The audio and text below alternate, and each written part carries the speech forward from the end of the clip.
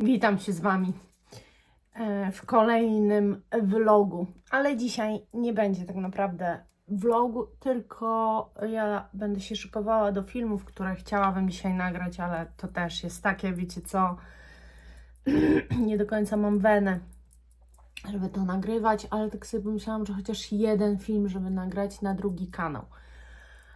Więc ja po prostu z Wami zrobię makijaż, a że chciałam dzisiaj poruszyć temat tego całego zmiany stylu życia, odchudzania i tak dalej i po prostu z Wami o tym pogadać, no to pomyślałam sobie, że po prostu dobrze będzie i tak muszę się przygotować, dobrze będzie to zrobić podczas po prostu makijażu i tyle.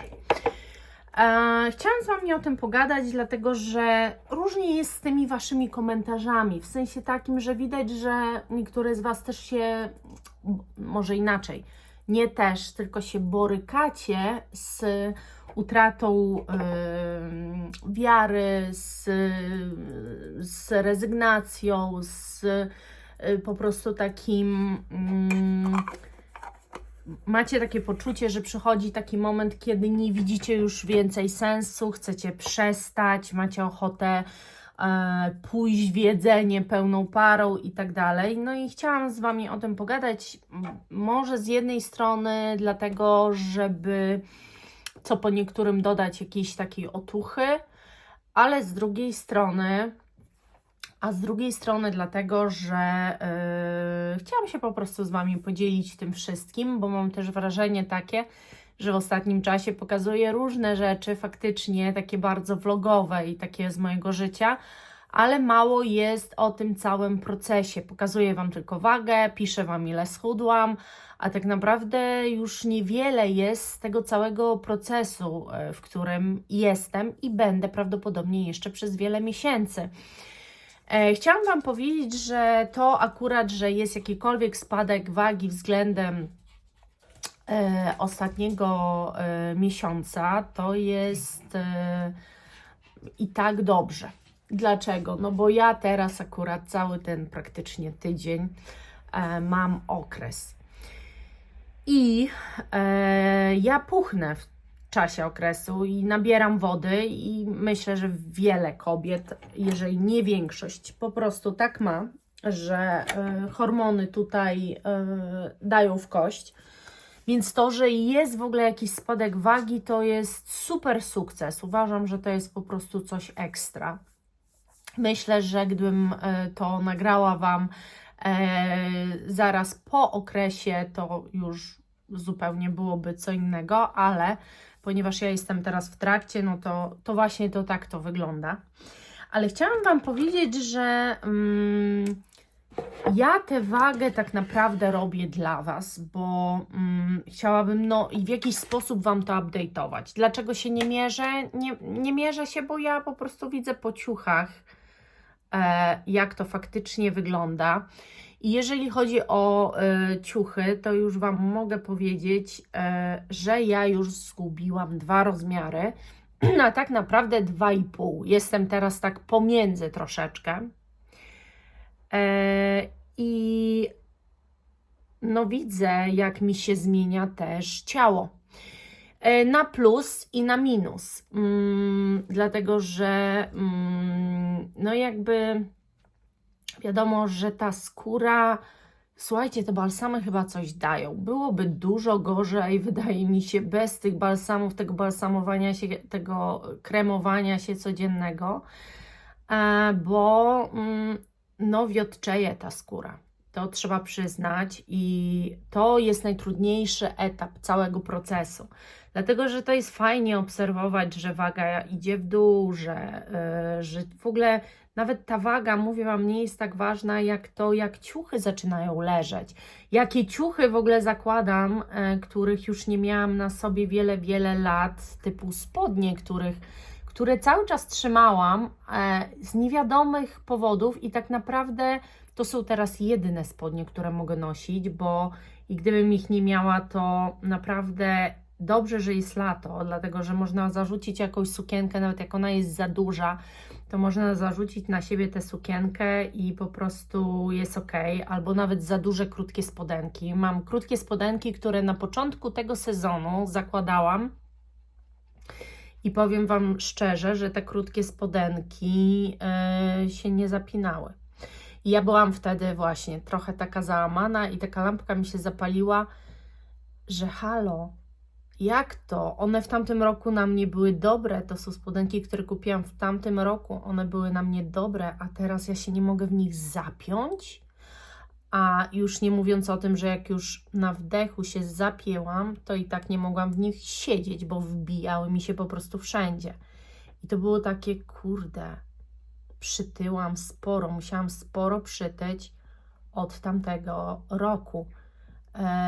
No i właśnie, i tak na co dzień niby tego się tak nie zauważa, bo to jest też tak, że jak się chodzi dużo w sukienkach, a ja chodzę, to w sukienki wiele rzeczy wybaczają i jeżeli się ma taki dół rozkloszowany i tak dalej, to praktycznie każda sukienka pasuje. Bo ja, tak jak mówię, nie zwiększam się za mocno na górze, tylko właśnie ten dół mi rośnie, ta dupa cały czas mi rosła.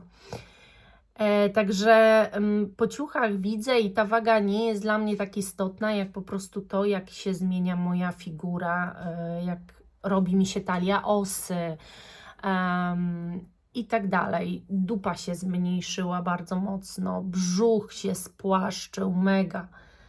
I teraz to wszystko, co ja Wam powiem, bo jedna z Was mi napisała, że w 7 tygodni schudłaś 10 kg, to jest super efekt, ale każdy ma inaczej. Tak, Wy tego nie bierzcie do siebie. Każdy ma, słuchajcie, inaczej.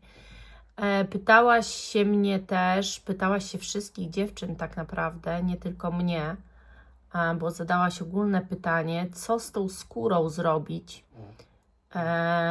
No i właśnie, wiesz co, to jest też tak, że ja mam wrażenie, że akurat waku pomaga też bardzo dużo, że jak chudniesz przy udziale tej maszyny waku, czyli te bieganie pod ciśnieniem, chodzenie tak naprawdę pod ciśnieniem, to ma też ujędrniać skórę, mocno ją jakby ukrwić po to, żeby ona nabrała sprężystości i dawała sobie radę z tym wchłanianiem się.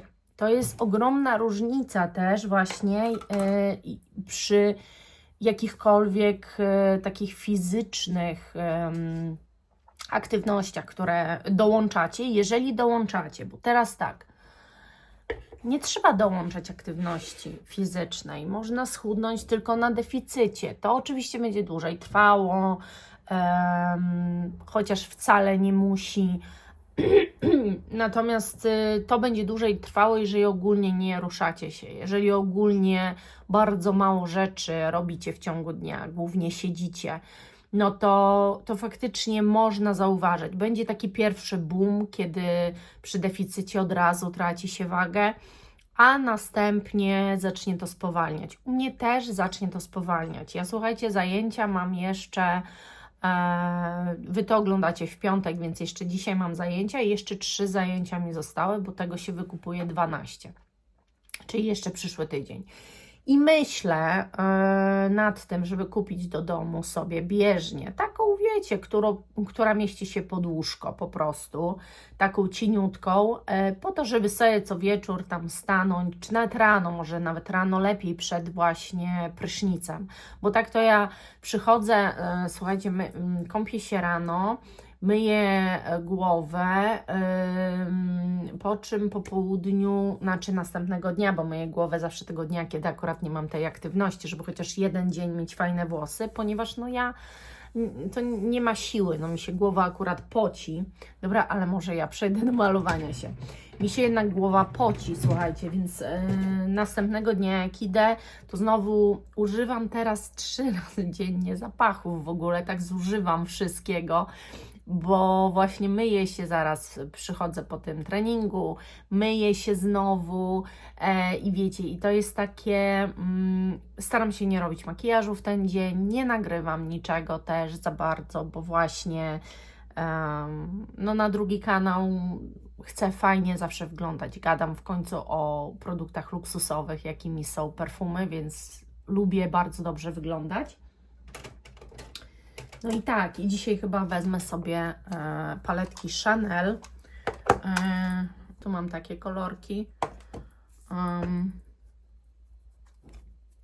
A tu mam takie. No i coś z tego stworzę, tak myślę. Także biorę Chanel i to będzie jakiś taki normalny, w miarę normalny makijaż. Co ja w ogóle mówiłam Wam? Widzicie, wybiłam się z tołku. No w każdym razie jakby nie sugerujcie się moją uwagą i tak dalej. Też każdy z nas ma jakieś tam inny wysiłek fizyczny stosuje i tego też nie narzucajmy. Kto w czym się czuje dobrze, powinien robić to, co lubi, znaleźć jakąś taką swoją jedną dziedzinę. Jeżeli lubi położyć się na podłodze wieczorem i porobić brzuszki, to niech to robi. Jeżeli lubi, nie wiem, na przykład podciągać się na czymś, to niech sobie się podciąga na czymś. Jeżeli lubi wyjść z domu i pójść na te takie siłownie w parkach i po prostu tam porobić coś, to niech idzie i to robi. A jeżeli po prostu lubi spacerować i chodzić, a nie ma z kim, to polecam kupić psa, bo wtedy macie z kim chodzić. No taka prawda jest właśnie. Widzicie, pies dużo rzeczy zmienia, bardzo. Ja Wam opowiem taką sytuację, ponieważ ja chyba o tym nigdy nie mówiłam, ale ja myślę, że dziś już mogłoby się stać, że byłabym już osobą niechodzącą, chociaż zawsze mi to tak ciężko przychodzi powiedzieć, bo to jest tak traumatyczne wręcz, słuchajcie, że mogłoby w ogóle tak być. Natomiast o co chodzi? Chodzi o to, że dopóki nie kupiłam psa, to ja praktycznie już nie mogłam chodzić, nie mogłam niczego dźwigać, nie mogłam za bardzo chodzić, bo miałam takie problemy z kręgosłupem. Mój kręgosłup po prostu, ja myślałam, z lędźwiowym, czyli tym najgorszym. Szedł mi prąd po nogach. No generalnie wyjście do sklepu dla mnie to było bardzo duże wyzwanie. Prąd szedł mi cały czas. Musiałam iść bardzo wolno i uważać się, jak stawiam nogi, żeby mi nie odebrało nóg, żebym nie upadła. Było naprawdę już bardzo, bardzo źle i ja myślałam, że po prostu no, mam problemy z kręgosłupem, powinnam iść na prześwietlenie, może na jakąś operację. Bałam się tego, więc nie szłam do lekarza. Do momentu, aż kupiłam psa. Co się okazało, to nie było tak, że coś mam z kręgami. Ja mam tam wszystko dobrze, bo gdybym coś miała, to by mi się to po prostu dalej pogorszało i to, że kupiłam psa, nie miałoby żadnego znaczenia. Mi zaniknęły, słuchajcie, mięśnie. Więc jak zaniknęły mi mięśnie, to zaczęło mi uciskać wszystkie nerwy. No bo każde schylanie się i wszystko to był jakiś kompletny dramat. Kiedy zaczęłam tego, on jeszcze był mały, jakby podnosić i tak dalej, i nosić go na rękach i przede wszystkim wychodzić z nim na spacery, to mi wszystko minęło. I to dosłownie. Wszystko mi minęło i zaczęło być... Czułam się jak nowonarodzona, powiem szczerze. Wiecznie żyłam w bólu, wiecznie żyłam w ogromnym...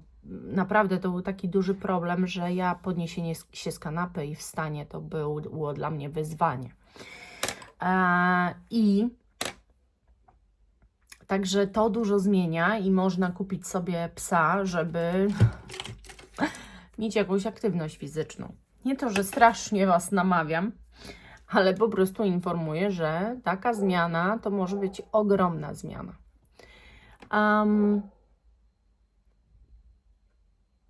Także wysiłek fizyczny i to, czy coś w ogóle włączycie, jakiś wysiłek fizyczny, to zależy od Was, ale też nie musicie czuć jakiejś presji, żeby to zrobić, dlatego że moim zdaniem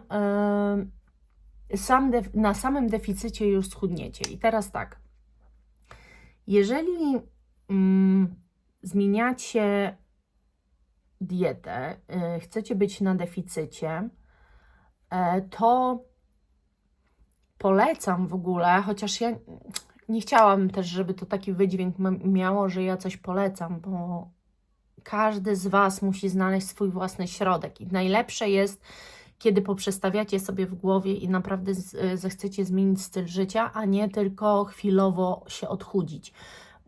Dlatego, że to zawsze wróci. Jeżeli macie natrętne myśli o jedzeniu, jeżeli macie takie myśli o tym, o Jezu, jak już schudnę, to rzucę się na ciasto, na lody, to jest źle. Musicie zacząć sobie robić desery. Ja z tego też wyszłam. Wiedziałam, że bardzo lubię desery, bardzo lubiłam zawsze słodycze, chociaż nie mam na nie teraz w ogóle ochoty, ale mimo wszystko raz w tygodniu robię sobie albo chlebek bananowy, albo galaretkę z owocami, albo właśnie biszkopt jakiś z owocami. Robię coś, co sprawia, że niczego mi nie brakuje i że nie mam tych myśli natrętnych, bo najgorsze co jest, to są te myśli natrętne. Jeżeli je cały czas będziecie mieli, to wrócicie do starych nawyków.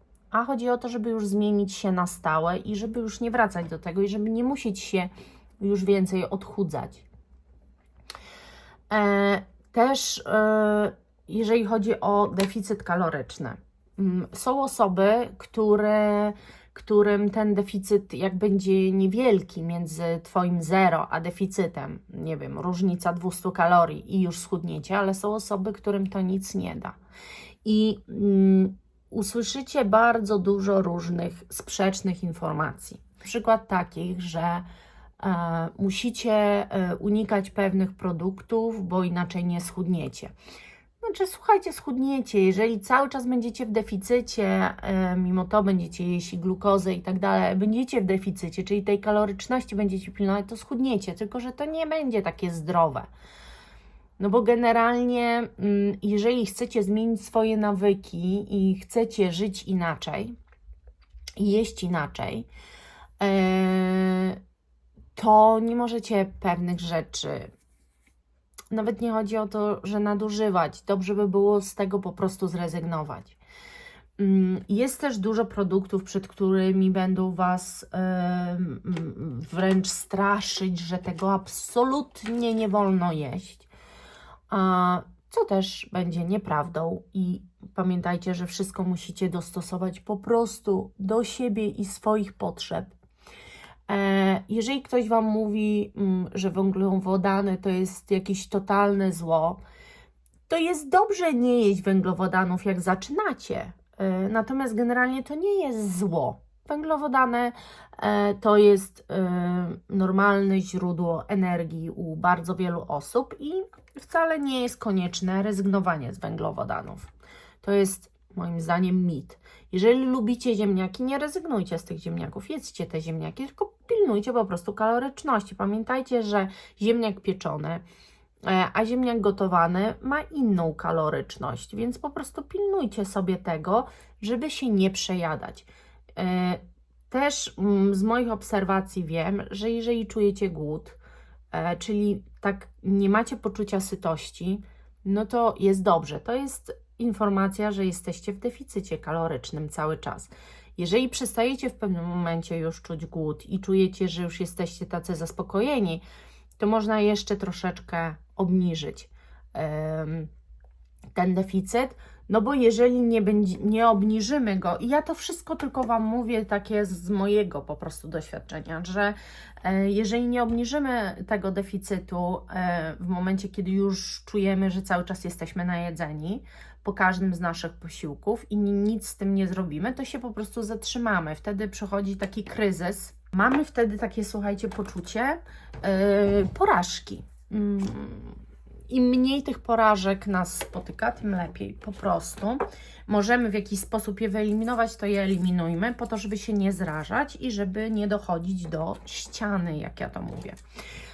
Ale generalnie, jeżeli po prostu głównym Waszym celem jest żyć zdrowo, bo na przykład wiecznie się źle czuliście po zjedzeniu i chcecie naprawdę zmienić styl życia, tak jak ja, że chcecie się czuć tak dobrze, jak ja się czuję teraz, tak lekko, jak ja się czuję teraz. I to jest Waszym głównym celem. A przy tym chcielibyście się odchudzić, no to moim zdaniem pewnych produktów lepiej jest unikać, ale to też nie jest tak. Nie demonizujmy też owoców, że nie wolno ich jeść po jakiejś tam godzinie. Możecie zjeść nawet na kolację owoce.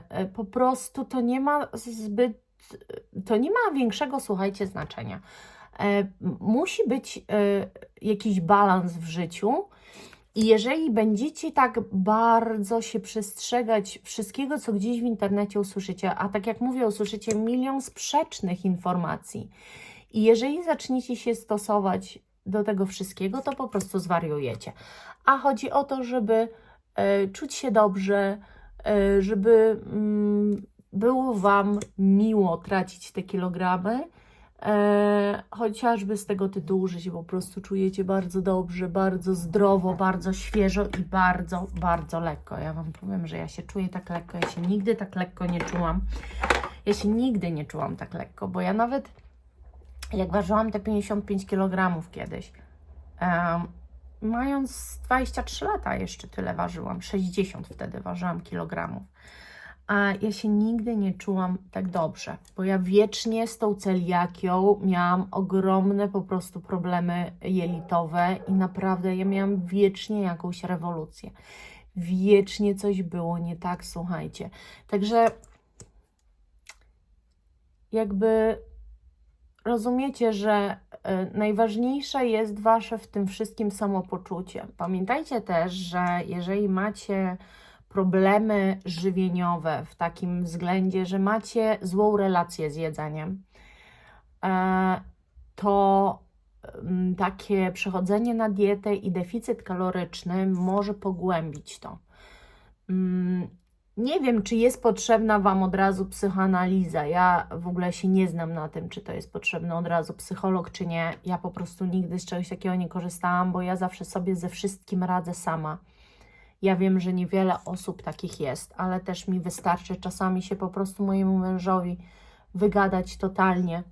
Wystarczy mi tylko to, że on mnie wysłucha i ja już wszystko wiem. Czasami wystarczy mi, że powiem coś głośno i już od razu do mnie to dociera.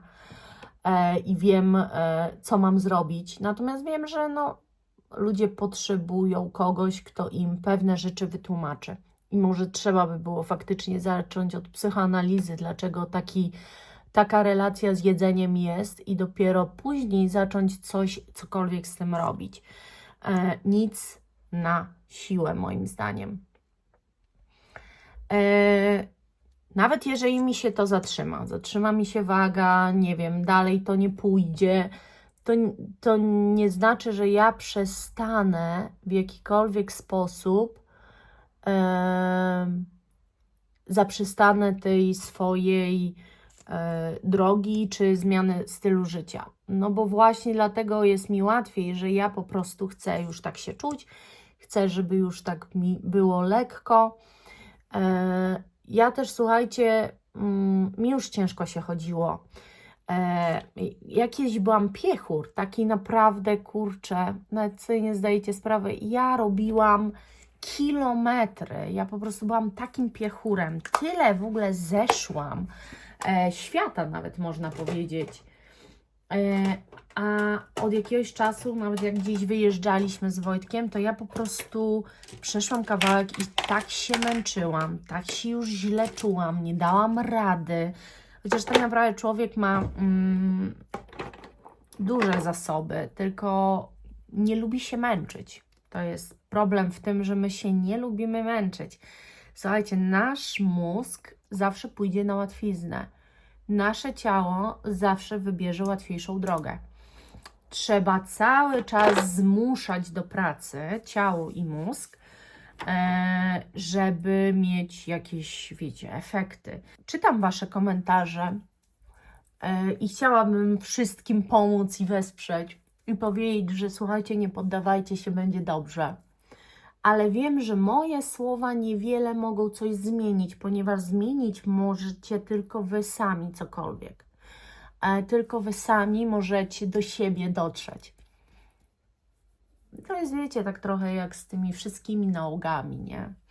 Jedzenie też jest jakąś formą nałogu, czymś, co bardzo często pozwala nam sobie poradzić z jakimiś innymi sytuacjami.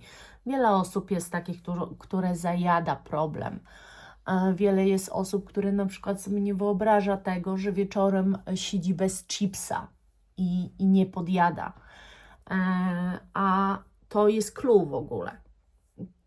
Najgorsze, wydaje mi się, z czym ludzie muszą się zmierzyć, jeżeli chcą zmienić styl życia i nawyki, to właśnie wydaje mi się, że najgorsze to jest te przyzwyczajenie do tych wieczornych przekąsek, do picia alkoholu. Warto jest jednak z tego picia alkoholu zrezygnować, to bardzo dużo zmienia i to mogę Wam od razu powiedzieć, że różnica jest kolosalna w samopoczuciu. Ja w ogóle też uważam, że jeżeli ktoś się czuje ze sobą dobrze, bo ja się cały czas czułam ze sobą dobrze, a tak naprawdę teraz dopiero widzę różnicę, ale nie w postrzeganiu siebie nadal, tylko w mobilności, w siłach, które posiadam, w tym, co mogę teraz, a co mogłam wcześniej.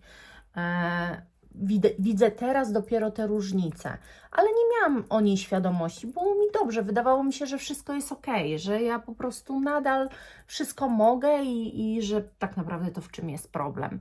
No, problem zauważamy dopiero, kiedy on tak naprawdę znika. My się bardzo szybko przyzwyczajamy do bólu nieraz, do różnych jakichś takich niekomfortowych rzeczy, do, nie wiem, do tego, że nie możemy obciąć paznokci u stóp. Nie jesteśmy w stanie się do tego przyzwyczaić i jakby po czasie nie zauważamy w tym już problemu, że hello, my nie możemy sobie normalnie skrócić paznokci. Ostatnio obejrzałam jakiś taki, nie wiem, to nie podcast, to są takie filmy, gdzie właśnie tylko nie pamiętam jak to się, coś bez tajemnic chyba się nazywa na YouTube ten kanał, coś takiego. I tytuł tego filmiku był dlaczego normalizujemy i przyzwalamy na otyłość. Co już w ogóle tak mi się nie spodobało. Ja uważam w ogóle, że wypowiadanie się na te tematy, szczególnie bardzo często na TikToku, przez trenerów personalnych, którzy krytykują otyłe, wyśmiewają u siebie na kanałach, pokazują inne osoby, które nagrywają i na przykład ona jest gruba, ona powinna coś ze sobą zrobić, dlaczego ona w ogóle normalizuje otyłość, a co oni mają na myśli, że normalizuje? To, że się w internecie w ogóle pokazuje. Jest na TikToku też jeden taki chłopak, który powiedział, że otyłe osoby powinny mieć zabronione chodzenie w strojach kąpielowych na plaży, bo na to się nie da patrzeć, jest to obrzydliwe, jego to odstrasza i że on sobie w ogóle tego nie życzy. Tylko szczupłe osoby powinny mieć takie prawo. Ja się czasami zastanawiam, słuchajcie, gdzie ja żyję? Gdzie ja w ogóle żyję? Naprawdę się nad tym czasami zastanawiam. Bo wydaje mi się, że nigdzie na taką skalę nie ma takiego hejtu i takiej nienawiści do drugiego człowieka jak w Polsce. I może teraz się komuś narażę, ale naprawdę ja byłam w wielu częściach świata. I wiele narodowości poznałam.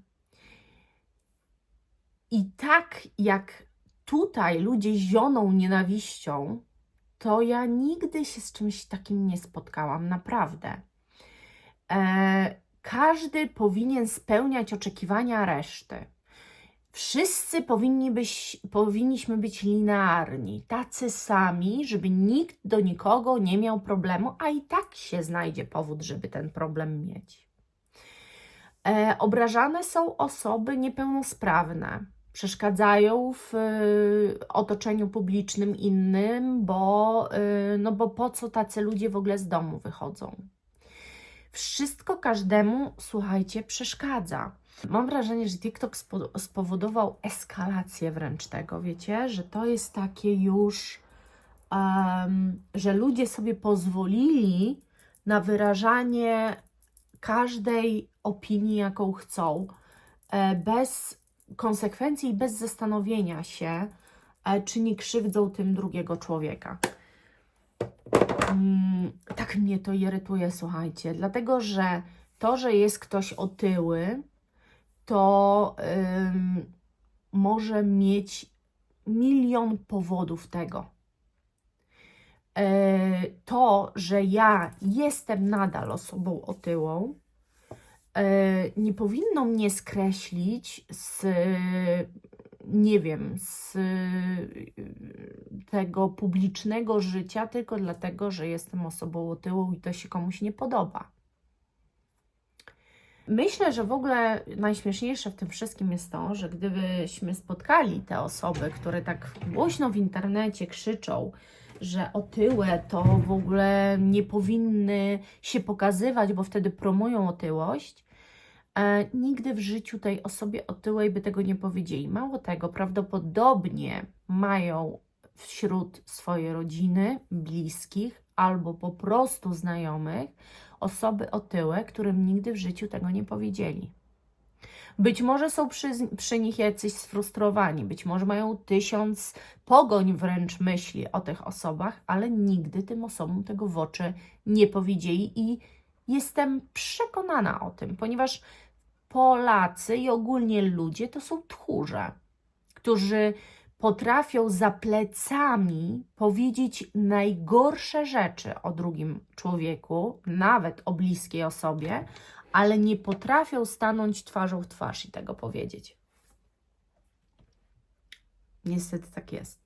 Ogólnie jestem za tym, żeby zawsze dążyć do tego, żeby czuć się dobrze. I jestem za tym, żeby dbać o zdrowie. W jakikolwiek sposób.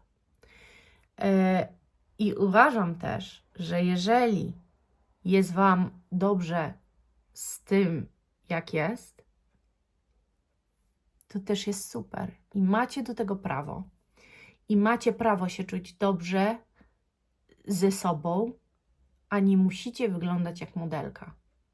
I nie musicie sprostać niczyim oczekiwaniom. To tyle dzisiaj. To tyle, słuchajcie. Ja dzisiaj Wam więcej nie będę tutaj nic gadała, ani nagrywała. Ale tak jak mówię, dzisiaj to nie vlog, tylko po prostu filmik. Taki pogadankowy, jak to w ogóle z tym wszystkim jest. I pamiętajcie, że takich osób jak my jest bardzo dużo. Osób, które próbują schudnąć, a którym to nie wychodzi, jest bardzo dużo. I olejcie w ogóle to, co ktokolwiek myśli. Nie przejmujcie się tym. Róbcie to, co Wam pasuje. Żyjcie tak, jak lubicie. No i tyle. A ja próbuję dążyć do swojego celu dalej. Myślę, że jak w ogóle zobaczę już na wadze 90, nawet 9, to będę najszczęśliwsza na świecie, chociaż do mojego celu jest jeszcze bardzo długa droga. No i co wyjdzie, to wyjdzie. Też słuchajcie, nie mam jakiegoś strasznego parcia. To, co już osiągnęłam, to jest już super, a najważniejsze jest to, jak ja się czuję. A czuję się genialnie. Dzięki za dzisiaj. W ogóle muszę powycieram troszeczkę, bo się zabarwiły włosy i to jest zawsze takie brzydko wyglądające, więc fajnie jest je troszeczkę gdzieś tam poprzecierać, nie? Od tego. No i dobra. Ja sobie ponagrywam filmy, także dziękuję i buzieczki, kochani. Pa!